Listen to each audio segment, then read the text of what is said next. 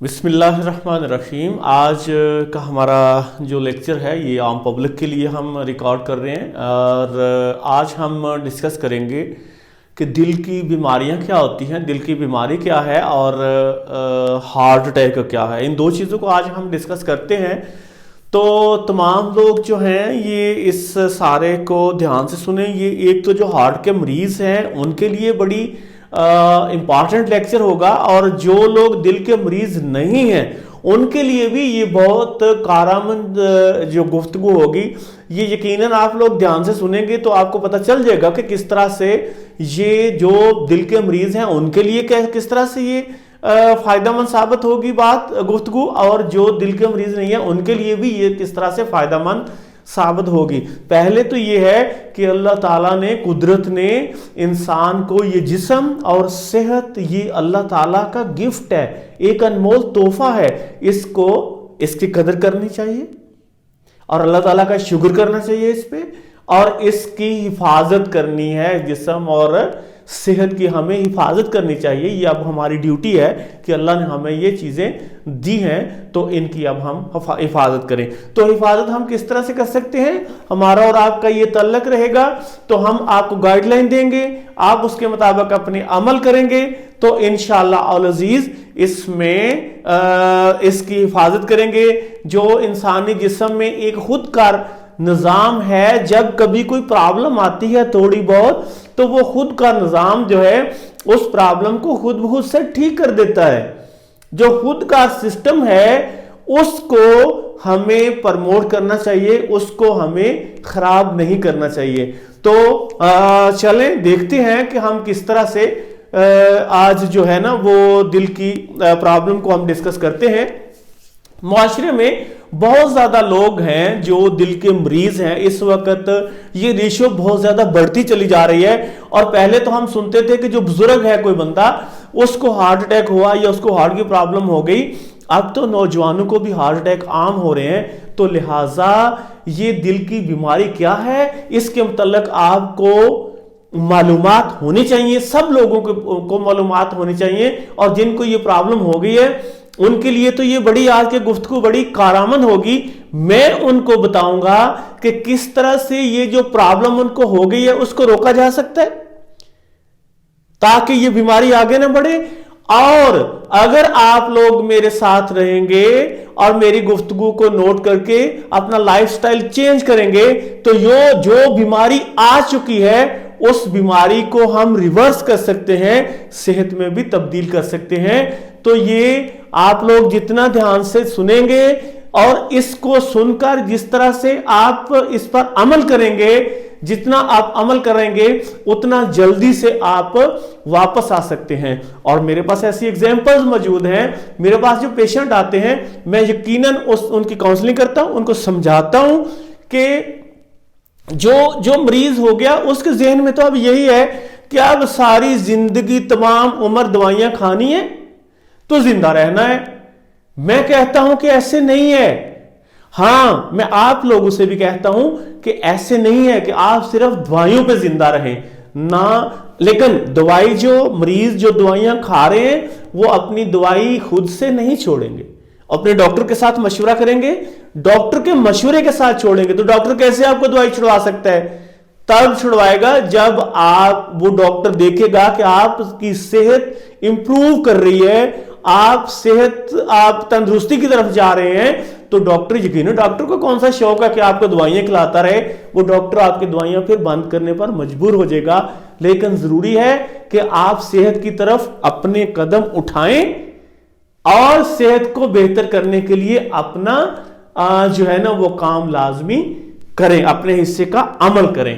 तो देखते हैं कि दिल की बीमारी क्या होती है। आज हमारा टॉपिक है कि दिल की बीमारी क्या होती है, और फिर इसके बाद दूसरी बात जो है इससे रिलेटेड है कि हार्ट अटैक जो है वो क्या होता है, कितनी किस्म का हो सकता है, और इनसे दिल की बीमारी से हम कैसे वापस आ सकते हैं और हार्ट अटैक से हम कैसे बच सकते हैं। ये सारी चीजें हम आज की गुफ्तगू में डिस्कस करेंगे। तो दिल की बीमारी क्या होती है, इसको हम पहले डिस्कस करते हैं। दिल की बीमारी एक्चुअली अच्छा, बहुत सारे मरीज जो हैं दिल की बीमारियों के अगर इकट्ठे कर लिए जाएं तो उनमें से 98% जो लोग हैं उनमें दिल की बीमारी एक मखसूस होती है, जो बीमारी जिसको हम सादा जबान में ये कहते हैं कि खून की नालियां जो हैं वो ब्लॉक हुई होती हैं, उनमें चिकनाइयां जम चुकी होती हैं और उसकी वजह से वो प्रॉब्लम में होते हैं। ये 98% लोग होते हैं जिनको इस तरह की बीमारी होती है दिल की। बाकी 2% जो है वो दूसरी किस्म की बीमारियां, किसी के वाल्व बंद हो गए, या बच्चों में आपने सुना होगा कि बच्चों में दिल में सुराख होता है। इस तरह की बाकी तकरीबन 2% मरीज होते हैं। जो 98% मरीज होते हैं वो यही है कि खून की नालियां बंद होना शुरू हो जाती हैं, ब्लॉकेज आ जाती है इनमें। तो ये एक बीमारी की किस्म है। तो इसको हम डिस्कस करते हैं कि किस तरह से।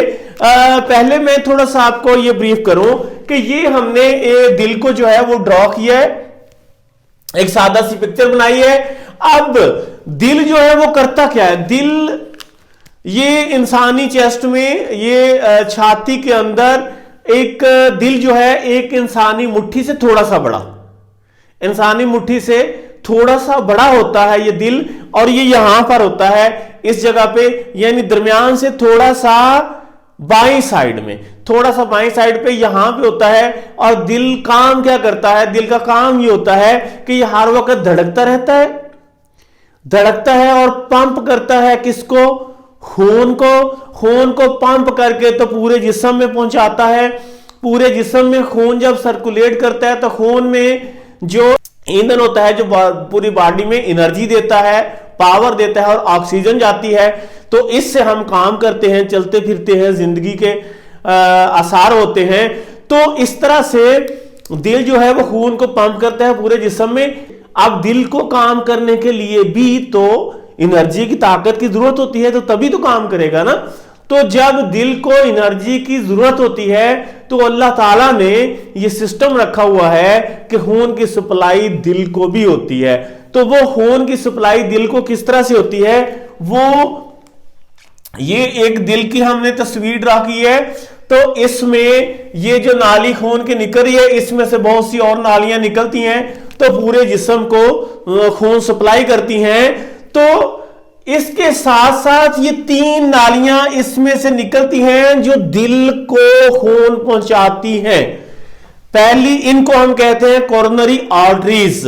पहली ये जो है दाईं साइड वाला जो दिल है, इस हिस्से को खून सप्लाई करती है, और ये दूसरी जो नाली है वो बाईं साइड वाले हिस्से को खून सप्लाई करती है। और ये एक नाली यहां से निकलकर पीछे की तरफ जाती है, तो वो पीछे वाले हिस्से को खून सप्लाई करती है। और इस तरह से ये आगे फिर छोटी छोटी नालियां हो जाती हैं, तो पूरे जिस्म में ब्लड सप्लाई होता है, और उससे दिल को ताकत मिलती है और ऑक्सीजन मिलती है, जिसके साथ वो दिल जो है वो हरकत करता है। और अल्लाह ताला ने, देखें ये अल्लाह ताला ने कितना खास एक किस्म का सिस्टम रखा हुआ है। दिल को काम करने के लिए जितनी जरूरत होती है ना, सपोज इतनी ताकत की जरूरत है, तो अल्लाह ताला ने इतना 3 गुना ज्यादा जो इसको है एनर्जी सप्लाई के रास्ते रखे हुए हैं। यानी दिल को ये जो खून जा रहा है उसमें से दिल की जरूरियात पूरी करने के लिए सिर्फ 30% जो ब्लड है वो खून को जरूरत होती है, बाकी 70% गर्दिश करके वापस आ जाता है। अब हम देखते हैं कि ये ब्लॉकेज किस तरह से होती है और किस तरह से मुतासर करती है। ये हमने साथ एक साइड पे ये खून की नाली जो है इसको हमने ये रखा है, ड्रॉ किया है, इसमें से खून ये गुजर रहा है। अब क्या होता है कि ये ब्लॉकेज आती कहां से है, पहले हम ये देखते हैं कि ये ब्लॉकेज कहां से आती है। ब्लॉकेज बनाने के लिए इंसानी जिस्म में एक तो होता है कोलेस्ट्रॉल, और दूसरा एक ये जो कोलेस्ट्रॉल है ये आता कहां से है। ये कोलेस्ट्रॉल जो है ये हमारा जितनी भी हम जानवरों से रिलेटेड जो है खुराक वो जो हम खाते हैं, जैसे घी है, मक्खन है, बलाइयां हम खाते हैं, दूध हम खाते हैं, गोश्त हम खाते हैं, अंडे हम खाते हैं, तो ये सारी चीजें जो जब हम खाते हैं तो वो हजम होकर तो खून में उसमें से जो ब्लड में जो कोलेस्ट्रॉल है वो शामिल होता है। और कोलेस्ट्रॉल के अलावा जो दूसरी चीज है वो है ट्राइग्लिसराइड्स। ये जो जानवरों से हासिल होने वाली खुराक है उसमें से कोलेस्ट्रॉल हमें मिलता है। कुछ चीजें, कुछ कोलेस्ट्रॉल जिस्म खुद से भी बनाता है, कुछ हम बाहर से लेते हैं।